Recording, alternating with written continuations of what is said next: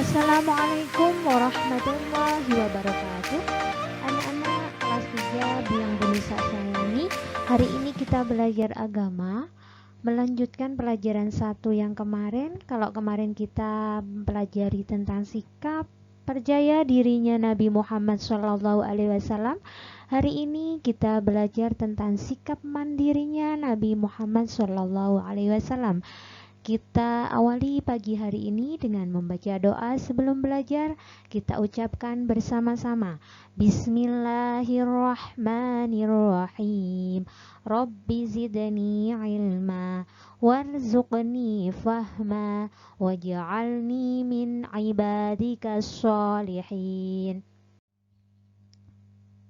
Anak-anak, sebelum kalian menonton video tentang sikap mandirinya Nabi Muhammad, Bonisa jelaskan dulu, dan kita harus tahu apa itu sikap mandiri.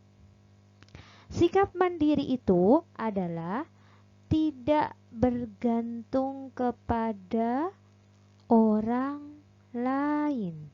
Artinya, semua kegiatan, semua apa yang kita lakukan dengan sendiri tanpa bantuan orang lain.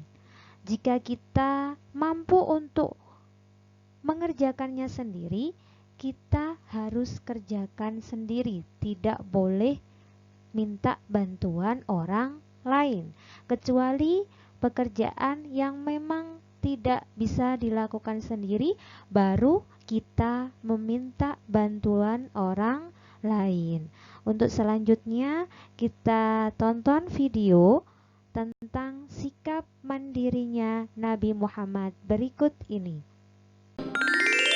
Kisah Nabi Muhammad Sallallahu Alaihi Wasallam, pekerjaan dan masa remaja Muhammad. Tumbuh dalam lingkungan Arab jahiliyah tidak membuat Muhammad remaja terbawa arus pergaulan yang salah.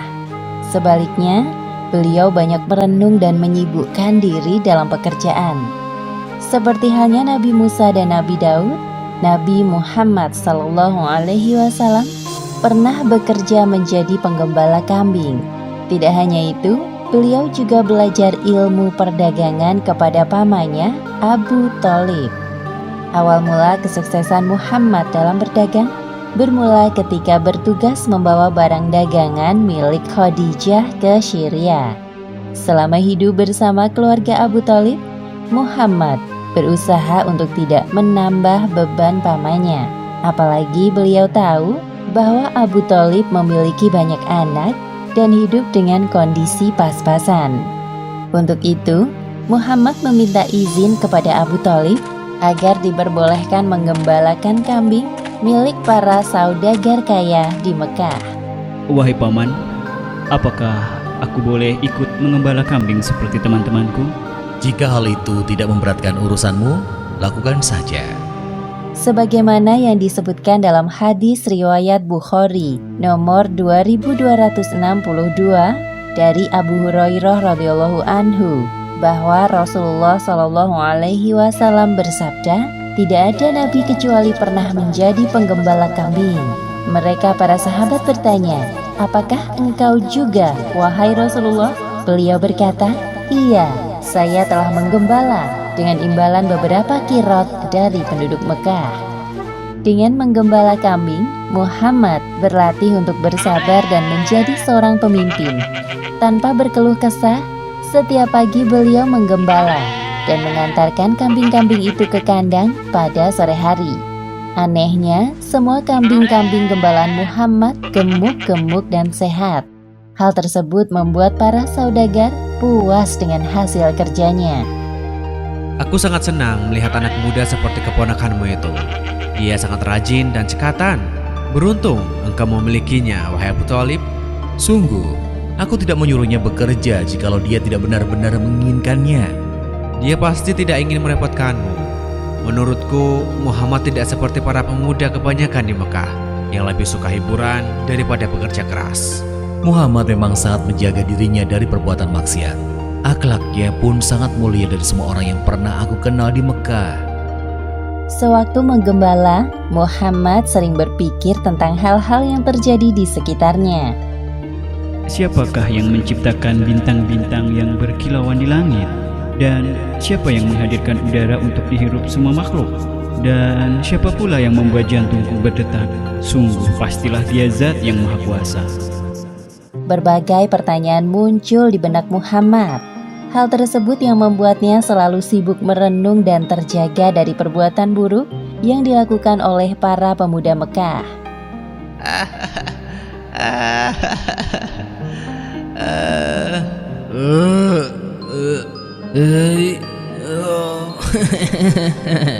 Iya. Pernah suatu ketika, Muhammad ingin pergi ke kota untuk melihat pesta perkawinan. Beliau pun menitipkan kambing-kambingnya kepada seorang teman penggembala. Wahai Muhammad, pergilah engkau ke kota dan lihatlah ada banyak hiburan di sana. Sesampainya di kota, Muhammad mendengar alunan musik perkawinan dari sebuah rumah. Baru berjalan beberapa langkah, tiba-tiba tubuhnya merasa kelelahan. Beliau pun duduk dan tertidur. Hal yang sama terjadi lagi di hari berikutnya. Sejak saat itu, Muhammad tidak berminat untuk melihat hiburan musik atau lainnya. Beliau tidak menyadari bahwa Allah Subhanahu wa Ta'ala menjaganya dari perbuatan maksiat dan dosa. Muhammad lahir dari keturunan para pebisnis. Beliau besar dalam lingkungan keluarga Abu Thalib yang juga berbisnis dalam hal perdagangan. Maka tidak heran jika Muhammad ingin menekuni bidang ini. Lagi pula peluang untuk berdagang lebih besar dibandingkan pekerjaan bercocok tanam. Nah, itulah nak ceritanya Nabi Muhammad bersikap mandiri. Nabi Muhammad setelah ditinggal oleh ayah, ibu, dan kakeknya, Nabi Muhammad dirawat oleh pamannya. Tetapi tidak mau merepotkan pamannya Abu Thalib. Sehingga pada usia 12 tahun, Nabi Muhammad membantu pamannya untuk berdagang dan sebagai pengembala kambing. Nah, bagaimana caranya kita mencontoh sikap Nabi Muhammad bersikap mandiri? Nah, kita harus melakukan dalam kehidupan sehari-hari untuk bersikap mandiri. Contohnya, kita memakai sepatu sendiri, tidak boleh meminta bantuan orang tua. Karena kita sudah mampu, sudah besar, harus memakai sendiri. Yang kedua, mencuci piring sendiri, belajar mulai dari sekarang.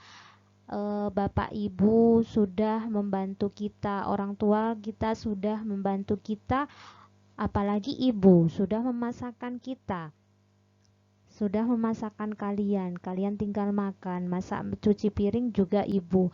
Kita harus cuci piring sendiri, tidak boleh ditaruh saja selesai makan. Selanjutnya, contohnya adalah menata buku sendiri kalau kita mau berangkat ke sekolah. Tidak, Bu, mana bukuku? Bu, mana bukuku?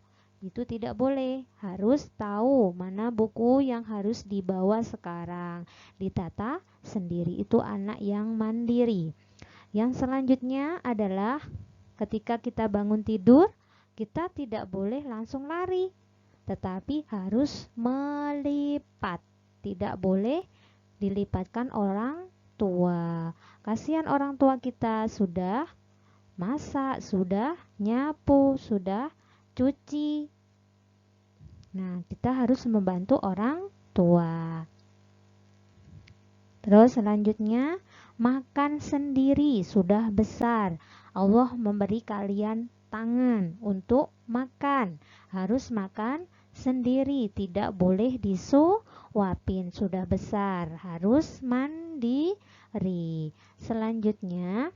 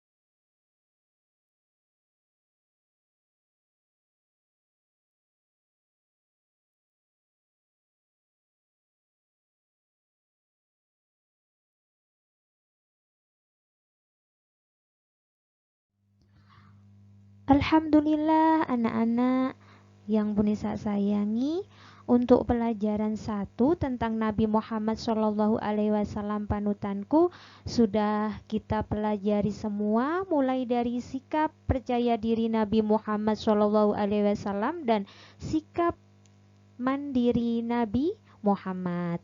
Semoga kita bisa melakukannya seperti Nabi Muhammad dalam kehidupan sehari-hari. Harus mempunyai sikap apa anak-anak? Sikap percaya diri dan mandiri. Kita akhiri dengan berdoa bersama-sama. Kita baca Alhamdulillahirabbil alamin. Semoga apa yang kita pelajari hari ini bermanfaat bagi kita semua dan kita bisa melakukan dalam kehidupan sehari-hari. Assalamualaikum warahmatullahi wabarakatuh.